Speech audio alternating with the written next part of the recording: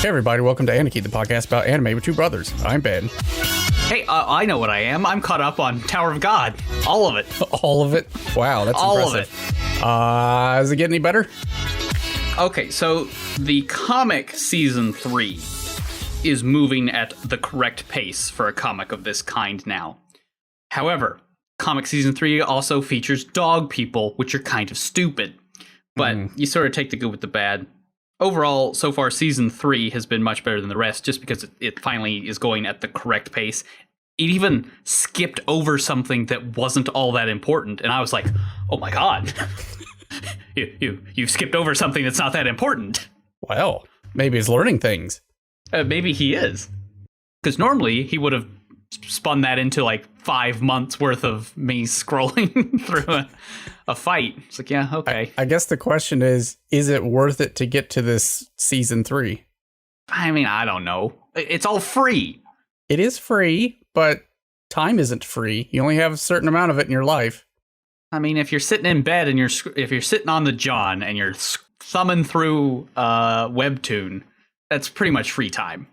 You heard it here first, folks. Tower of God is great if it's you're sitting on the loo. To. It's worth pooping to, and you can hold me to that. Fair enough. It's fine. It's, again, like, it's really nothing all that special. The anime is still better. Well, yeah. Now's the time to catch up. He's going to be on hiatus for a while, starting on the 28th of last month. So, well, speaking of mangas, I read... Yeah, the mangas. I read Tsukuyomi, and I've watched Tsukuyomi for the first time in, like, 15 years. Moon Phase? Moon Phase! Oh, Moon Phase is good. You know. I do wish when they translated it, they had given it an English theme, because that's back when Funimation was giving everything English themes, because it would have been funny. It would have been funny, but we would have lost out on Nekomimi Moto. Would we? Yes. Or would we have just had, like, someone boredly saying cat ears? Cat ears mode. Which is kind You're of not wrong. I assume you have the updated ones where some of the action scenes are actually animated instead of just looking at like a fallen coffee cup or something. No, I have the original airing version. Now they fixed all that stuff in the DVD release because it's Shaft, and they do that. Yeah, but we were watching it sometimes, and we got to episode 10, which Shaft decided to do a Shaft thing, and they're like, "Hey, there's a fight where they're like having mind games with each other, like telepathy and whatnot."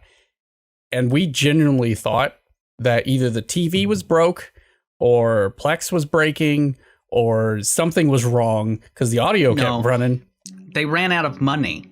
They didn't, though, because the rest of the show's fine. It's just that one episode. They ran out of budget.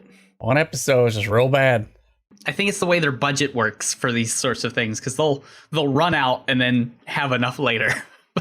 Or they'll run out of time or something. But yeah. I still haven't. You can get the new editions even just on streaming, and I just haven't sat down and watched it yet. I need to, because the one I originally watched was, the air. It's a good show. The aired version. It is, especially if you can get it where the action scenes are animated. If you need a reason to watch it, the entire premise is this cat doesn't have a butthole. There's that. Lolly vampires wearing cat ears. But yes, that cat does not have a butthole, and that's an extremely important plot point.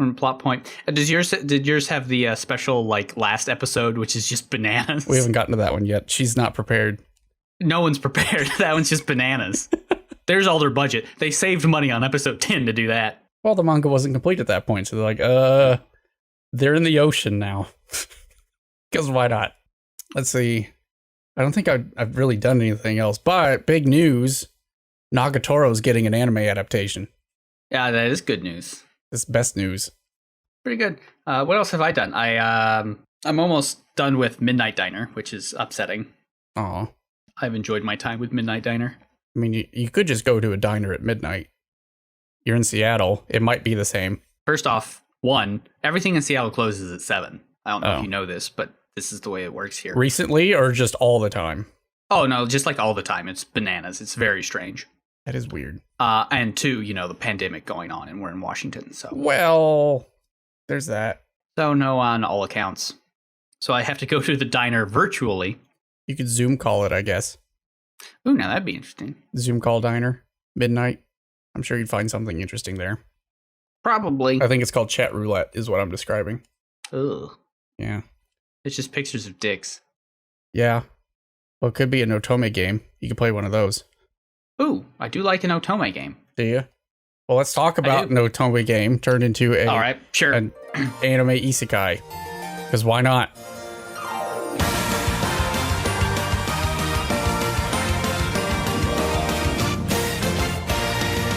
This time we decided to watch My Next Life as a Villainess. All routes lead to doom. Which I actually like the original title better. I don't like this. What was the original title? Well, the original title was a typical light novel title.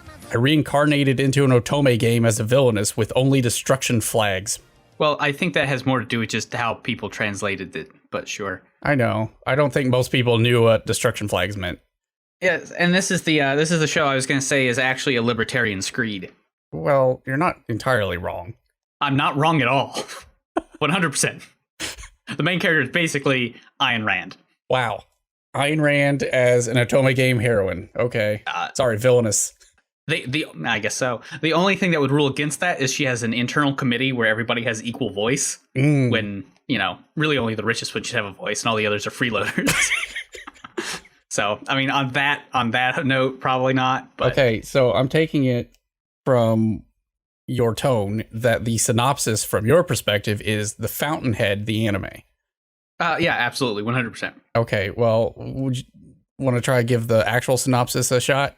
I mean, it's there in the title. I don't know what to tell you. A girl's reincarnated as not the protagonist of an otome game, which is a female dating sim, by the way. Well, a dating sim geared towards a female audience. So you're a girl and you want to date all the hot boys.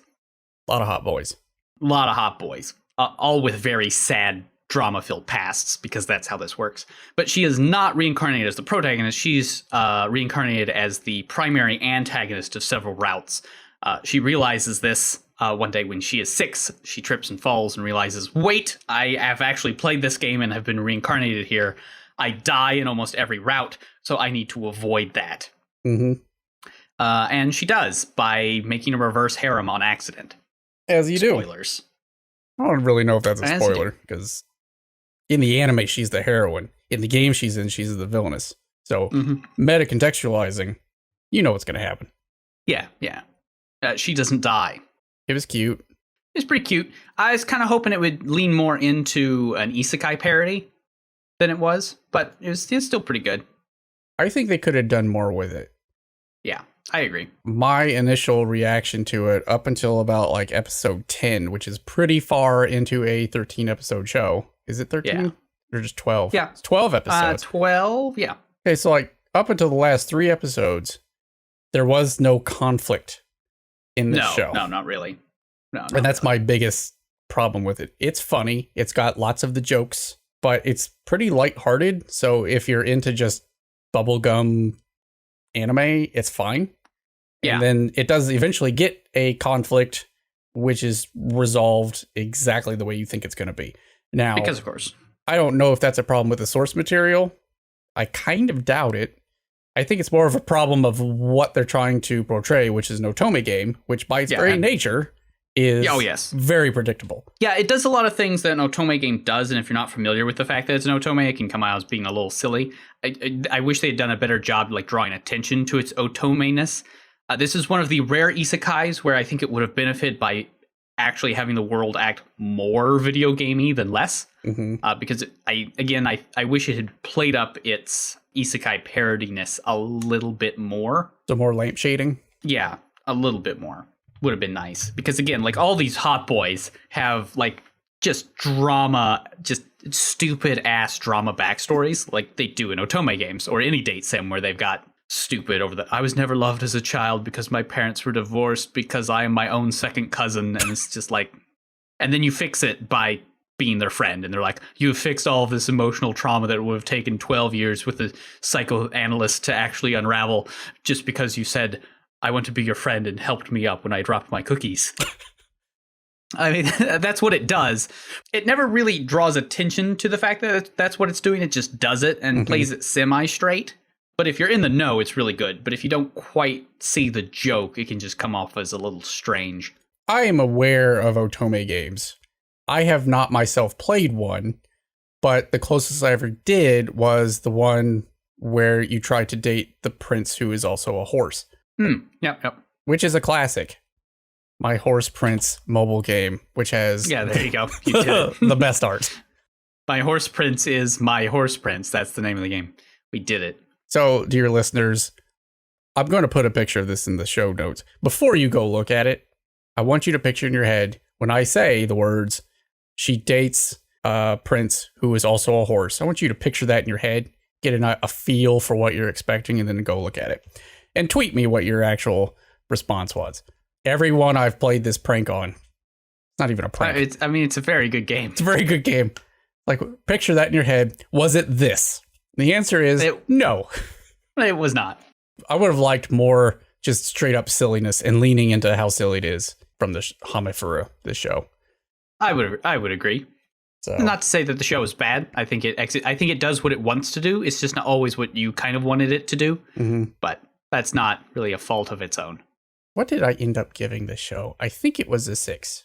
Yeah, that's about where I would, using your scale, I would say it's about a 6. Oh, I gave it a 7. It was a little more charming than I thought.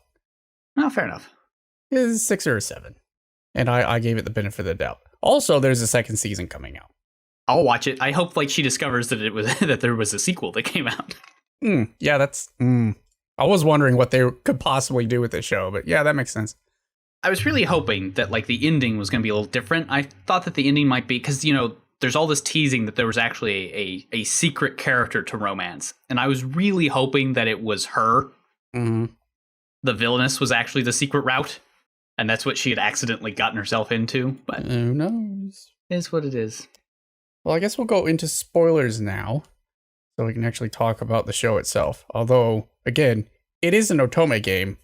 There's not much to be surprised by.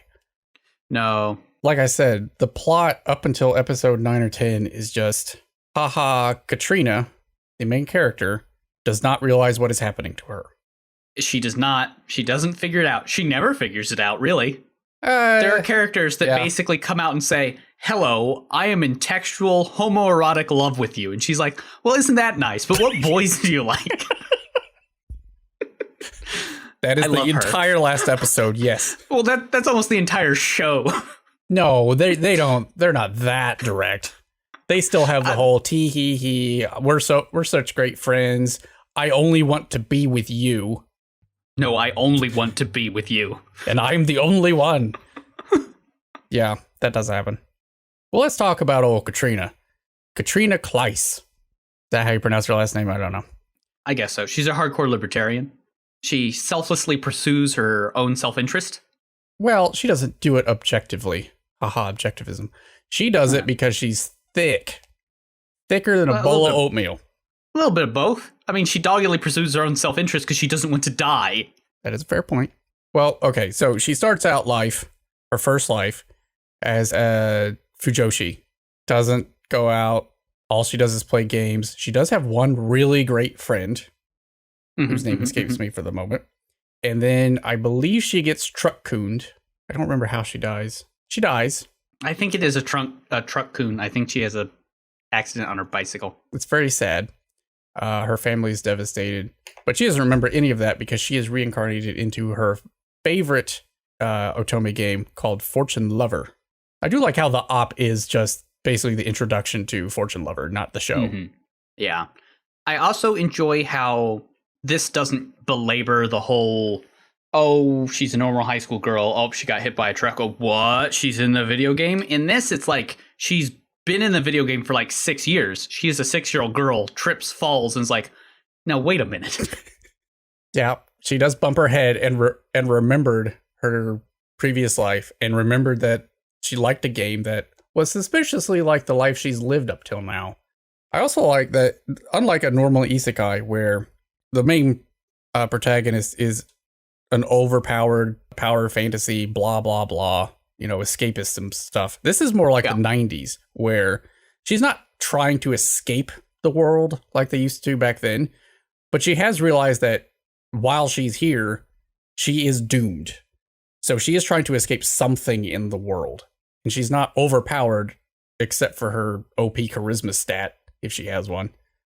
No, she just Her overpoweredness is going there, and patting them on the head, which no one else in this world knows how to do.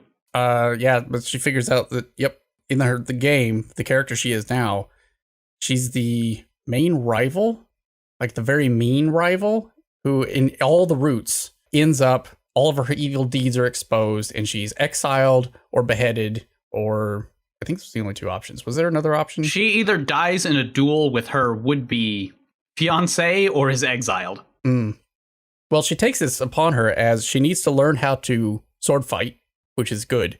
And then she realizes that if she goes into exile, being a royal, she won't be able to be self-sufficient, so she'll probably die. Therefore, she should take up farming. You know, she's a very practical girl. I love how that's her hobby, and everybody, no one says it that her hobby is just like bananas, but they all know it, and I love it. It's a cute quirk to them. They're like, haha, you have taken on this interesting occupation. Bizarre hobby. As one of the common folk are oft to do. That's like nice. One of her other noble friends also does like gardening. And she's like, oh, I garden too. It's like, no, I farm vegetables. Very different. Like at the very end when what's-his-face is graduating, he gets all these flowers from these other ladies, and she gives him a bouquet of cabbage and broccoli. Edible vegetables. Because, you're hungry, and this is way more practical than the crap that they're giving you. Isn't it? It is, if you got some nice dip to go with it. She can give him any dip. Who just eats broccoli raw? Just by itself. Raw broccoli's fine. It's good. It's best in cheese. Cheese, ranch. There are lots of ways. Salt and butter. Ooh, but just by itself? Ugh. Yeah, as long as it's not steamed by itself. That's gross. Ugh. But raw is fine. But if you're going to cook broccoli and then eat it without putting anything on it, like, what are you? You're a savage. That's what you are. Catarina ends up winning everyone over. Everyone. Literally everyone. No, not literally everyone. She doesn't win her mother literally over. Everyone. She does single-handedly save their marriage. True. Was there anyone that she didn't end up friends with? No. Yep, she wins over everybody. Yeah. Otome protagonist. Okay, so what about all the hot boys? There's so many hot boys. There's lots of hot boys. Well, I guess I shouldn't just constrain it to hot boys. Let's just talk about all the love interests. The one-sided love interests. Okay. So let's start with Giordo. Giordo Stewart. Her fiance, the real one. He is the dark-hearted prince type. Yeah, and in the game, he was supposed to be like a secret sadist. She was worried that he was going to end up like abusing her. So she tries to be super nice to him. I think it mostly worked, but you can see that a streak of that stays with him from his childhood all the way up until the end of the show. Yeah. Everyone's watching out for him at all times, especially Keith. Well, Keith is always watching out for him because he doesn't want him to be alone with his sister because he wants to be alone with his sister. Well, there is that, but he also knows that Giordo has no qualms about just getting what he wants. Ooh, yeah. Yeah. Oh, my. It's an otome game. I mean, what are you expecting? Exactly. Wink, wink, say no more. Giordo's probably my least favorite. I would agree. Of course, I've never been in for the prince type, so. That just raises questions. I mean, Purple Rain's fine, but. I just don't like, he's supposed to be this sadistic monster. I am going to let that one go. Okay. He's supposed to be this sadistic monster, and they could have used that more, but they just use it, like I said, as, oh, well, he's more sexually forward than the other suitors. That's all he maintains. And he, like all the other characters, I guess, is one note, but his feels especially flat. Yeah, no, he is. He's a bit flat. Let's leave him then and talk about Keith. Good old Keith. The adopted brother. In the original timeline, got bullied by Catarina and was sad and alone and turned into a womanizer. This is the opposite of all those things. Yes. Now he just feels like a wet blanket. He likes his sister a lot. It's his adopted sister. They are not related by blood. They are not. Did you know cousins can marry in Japan? Can they? I'm shocked. Oh, yeah, that's what I've heard. Cousins and stepchildren, step-siblings can marry in Japan. Pretty much anyone can marry in Japan, come to think of it. But it's okay, because they're not even in Japan. They are in some sort of monarchy society that, come to think of it, we never learn anything about. Why is that? I don't know. Are all otome games that shallow? Yeah, probably. They're just like, here are some princes. Yeah. My question would be like, prince of what? Why do you have so many princes? This just leads to more questions. Other countries. There's lots of world building. Look, it's fine. Is there? I think the world building is, you're in the world now. Have at it. I mean, that's more world building than went into Tower of God. Fair. Okay, so Keith has earth magic. I guess Catarina does too, although her claim to fame is she can make a bump. Oh, earth bump. Earth bump. Very strong. It does succeed in tripping somebody once. Yeah, it's very powerful. Keith, on the other hand, is like an earth magic prodigy, which comes up during his introduction because it's like his whole thing. He doesn't know how to control his power and whole kerfuffle. It never comes up again. I would think that it would come up again when they get to, magic school and they talk about magic things a lot. Yeah, again, this is another one of those places where, like, I wish it had leaned a little more into the video gaminess of the world and made it a bit more isekai parody. Well, what would you have done with that? Oh, I don't know, but I'm not the one who has to write the show. Let's see. What about Alan? Alan. This is Giordo's brother. He's the dark raven type. Yeah, he's the one that plays the piano. Yes, he's very jealous of Giordo because Giordo's the first child. And Giordo is great at everything. So Alan's the opposite. He's terrible, just terrible at everything. He's an introvert. Okay, Catarina fixes it. And he's dark, and yeah. Catarina fixes it because she's like, I'm sure there are things that Alan doesn't like. It's snakes, by the way. He hates snakes. Giordo hates snakes. I bet there's something you're good at, Alan, and it's piano. Yes. And then he's fixed because she fixes everyone's emotional trauma. And then they fall in textual canonical love with her. Absolutely. Unfortunately, Alan is also engaged to Mary, who we'll talk about later. But it's okay because Mary also ends up loving Catarina because this is how this show works. However, Alan turns out to be sort of the unwilling womanizer that Keith was originally supposed to be. Yeah. Because all the women just flock to anything that Alan does. Well, that's because he's a haughty. He's probably the haughtiest haughty of all of them, come to think of it. Maybe. I mean, your alternative here is Nicole. I love Nicole. Nicole's great. What's so great about him? He is the deadpan prince. I love how many times they use the joke of, like, everyone's, like, emoting their heartfelt feelings for Catarina, and then they go to him, and he's just blank-faced. Okay, he has very strong feelings for Catarina, because everyone does. But he also has very strong feelings for his sister. His imoto. By blood. Mm-hmm. His sister, Sophia. Who do you think he likes more? Oh, yeah, Catarina, obviously. Always. You sure? Yeah. Yeah, you're right. Well, he has a smile that can charm both males and females, if you can get it out of him. Do we see him smile once? It's more like a smirk. Yeah, it's a bit more a smirky smirk. He smiles once, but when he's by himself, and he realizes that Catarina is actually trying to be Sophia's friend. I think that's it. Unless at the end, does he smile at the end, maybe? I think he might. But again, I don't think anybody's around to see it. Too busy eating broccoli. Yeah, likely. Okay, so next is Some Mary. Sweet Zooks. Oh, well, now hold on. Oh, you want to keep talking about Nicole?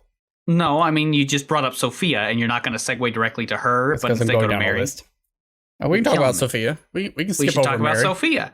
And she's one that was not actually much of a character at all in the original game. She was actually the rival in the Nicole route.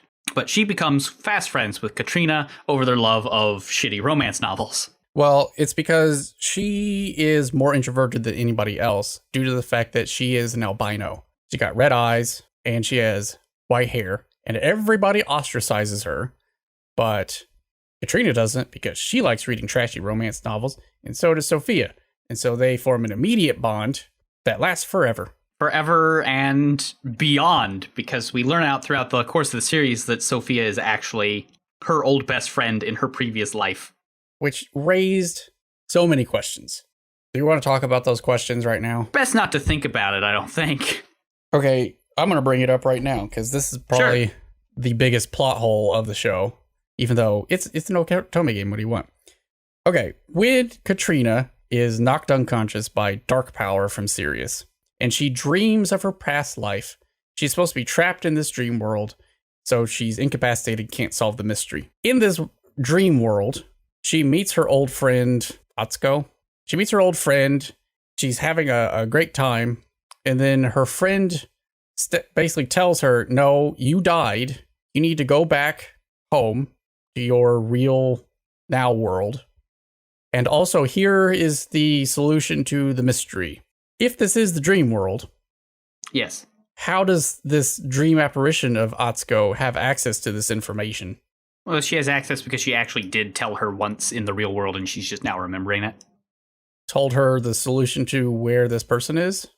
Yeah, because again, this is a route in the game that her friend beat, but she didn't. Yeah, no. She just told her sometime in the past, and she's just now remembering it. Let's see. Yeah, see? It's easy. Okay. That solves that problem. But Atsuko also died. Yep, at some point. And as far as we know, Sophia hasn't realized that she is Atsuko. She has dreams that she was, but they're like dreams that she doesn't quite remember. They're only half remembered.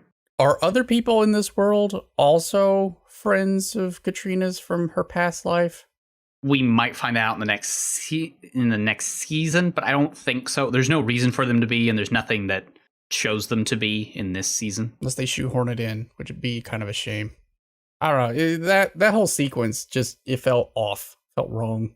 It would have been a little bit better if like Sophia had remembered and then like given her the information or something. Or, yeah, remembered and like talked to her in quote unquote real life and saying, oh, I remember you, whatever your real name was. I don't think we ever find out her real name, Catarina's real name. She'd be like, I'm Atsuko. I think blah, we blah, do, blah. but I don't remember it. Blah, blah, blah. Come back. And then. And it's technically Catarina, not Catarina. Mary. This is Alan's Yes. fiance. She's got big boobs. Is that her only defining trait? No, she loves, textually, canonically, and homoerotically loves Catarina so much.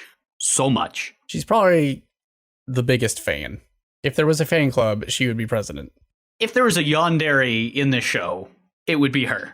She does border pretty close sometimes. I could see her snapping. Yep.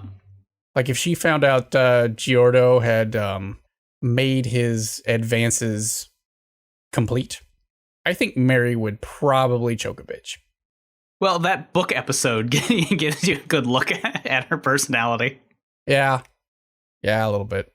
But other than that, like, what does she contribute? Not much. Not much. No, I mean she's that's her role. Her role is the one who is most out to get Catarina romantically. Well, she is Catarina's first friend. And then we have Maria. Maria. Oh, yes. She is the original protagonist. You play as her in Fortune Lover. She's a light magic user in this world, so she does play an important part in resolving the plot a little bit. Yeah. But as she is a audience insert character in the game, she doesn't have much of a personality. No, she's very soft. She's the soft personality. What I do love is the episode in which she is basically introduced and Catarina steals all of the other players' like event tags from them. It's all very good. Well done. A+ job. Yeah, so because she did that, the entire game gets flipped on its head. I mean, it was already flipped on its head to begin with. Catarina ends up winning over not only all the other characters, but Maria as well. Although Maria's the first one to admit it, at least in the last episode. Hey, I like you a lot. She's like, well, I know we're best friends and all, but do you like any boys? Any boys you like? What about boys? Like any of the boys? She's like, hell no, I like you. Yeah, that sleepover is the best. Is there anyone you love? Yes, there is. It's you. Yeah, I know you love me, but I mean like romantically love. Is there anybody like that? You. Oh, yeah. We all know that. Boys, I mean, we should talk about boys. She just doesn't get it. Bless her little heart. Thick. She's thick. She never quite gets that they're all madly in love with her for no great reason. And also, we do have our antagonist, unless you want to call Catarina the antagonist, of Sirius Deke. Yeah. Ooh. Say that again, but slower. Serious Deke. Yeah. That's what Catarina wants. He was fine, I guess. He's fine. He's fine. He's evil, but they fix it due to friendship. Yeah. Because that's how it works. Catarina shows some empathy for him, and then all is solved. Because that's how it works in these sorts of games. Which, yeah, I get it. I understand it. It's just, in the show, forget the otome setting for a second. As an anime, in the show, Maria is set up as she has light magic, set apart and separate from dark magic. This guy's a dark user, and he's maybe irredeemable. What do? And Maria plays no part in the solution at all.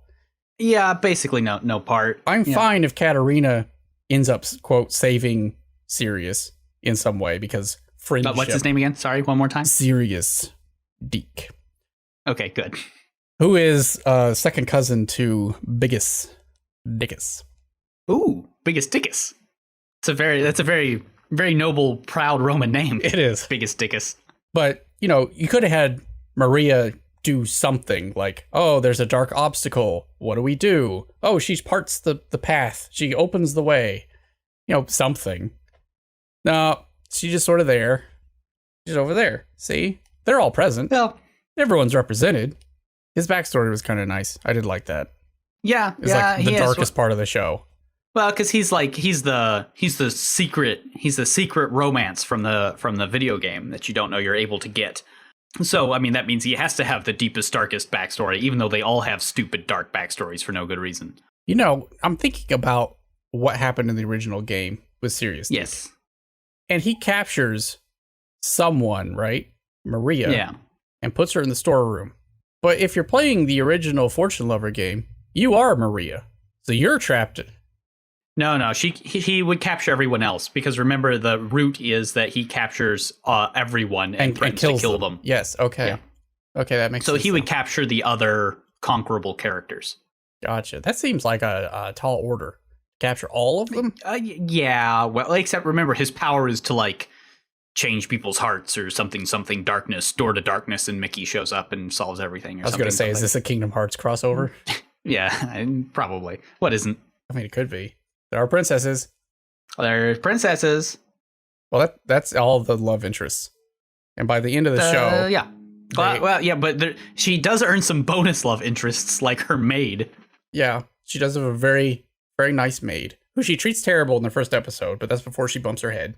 Afterwards, she realizes, oh wait, I shouldn't be awful to these people. I should be nice to everyone, or I will be murdered to death. I mean, that's a good reason, right? To be nice. Yeah, I mean, generally, you don't want to be murdered to death. Her maid does become like her closest confidant and puts up with so much crap. I don't know if I could have that kind of patience with anyone. All right, well, here is the burning question. Sure. Let's say you are put into this game, and you can pick either Fortune Lover itself or the anime. Okay. Which route do you want? Ooh. Okay, so now first off, are you saying which character do I want to replace, or are you saying if I were playing Fortune Lover, what conquerable character would I try to conquer? We're gonna go for the latter first, because that was my question. Former latter. Which route do you want to conquer most? Okay. I mean, it's got to be what's his face, the silent prince. Nicole, yeah, no, obviously. He has a smile that charms both men and women. That's true. He's like a dark debutante. Who would I go for? Well, only Giordo is blonde, and none of them have ponytails. That's true. I think I would probably go after Alan. I think that Alan, would be me. Alan's pretty good. Not serious. No, heck no. I would not go after Serious Deke. He's got a bit of a Shota vibe. I'm not a fan. Yeah, it's weird. Plus, at least in the original game, I'm sure he's not even yandere. He's just full yawn, and then later he's dere. There's no mix of the two. Yeah, he's a sadistic bastard.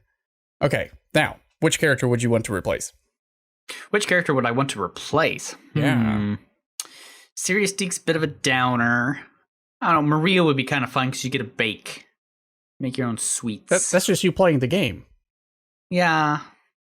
Now, wait, are we talking about the original game, or are you talking about if you were a character in this show and you were being wooed by Catarina? Yeah, like if you replaced one of them, yeah. Okay. And woke up as them, yeah. I think I'd be Mary.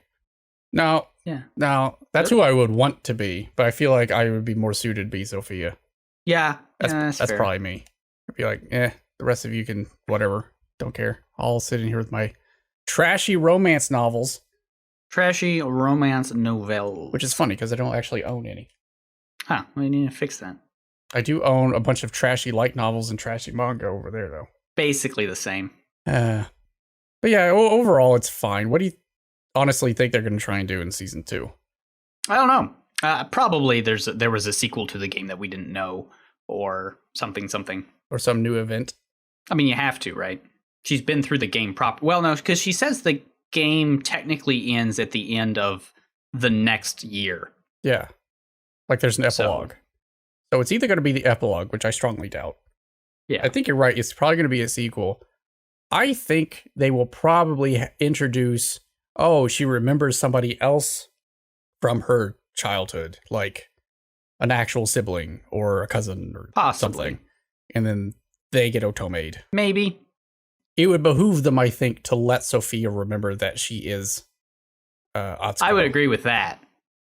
Because that opens up lots of possibilities, right? Because then you can have them like gossiping about things. Yeah. Then they have their own secret world, and then everybody else gets upset because now they're really close. They have all these feelings for each other that are not the same as everybody else's. There's lots of jealousy, blah, blah, blah. Otome stuff. Etc., etc. So hopefully they do that. I assume you're going to watch season 2, right? Oh yeah. It will get watched.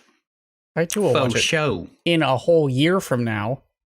If it's not delayed due to COVID. Well, if we're not all dead. They just announced it, so I assume they actually understand the delayed due to COVID, man. You're delayed due to COVID. Yeah, we all are. Yeah, that's true. We all are. Well, what are we going to watch for next time? Oh. Do tell. What are we going to watch for next time? Well, I'll sit down and I'll watch ReZero, starting life in yet another world. But mostly because you agreed that if I watch all of it, you're going to buy me the life-size Ren statue. Absolutely. I think it has free shipping, too. Well, yeah, it does, because it's $40,000. Yes, it is. US. They will ship it all the way to your front door, but after that, it's on you, and there's no insurance. So it says the shipping instructions. $40,000 for a life-sized image. Now, if they had a life-sized model of ribbon tits, then we'd be in for something. Still don't understand the price of that thing. It's like the material and paint and labor. I could probably see 10,000. That probably makes sense. But 40? Yeah, I have no idea. Unless she articulates and stuff, which I doubt. Oh my. Ooh. You just buy a body pillow for that. They're like $40. Yeah, well. Save yourself some cash. It's not the same. All right. We'll see you guys next time. All right. Bye forever.